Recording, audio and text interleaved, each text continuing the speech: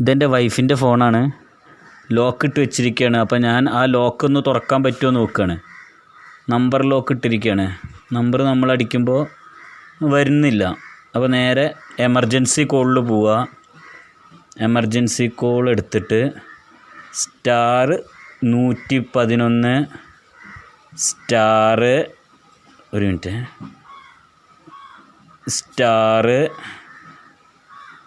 *1100 വീണ്ടും *11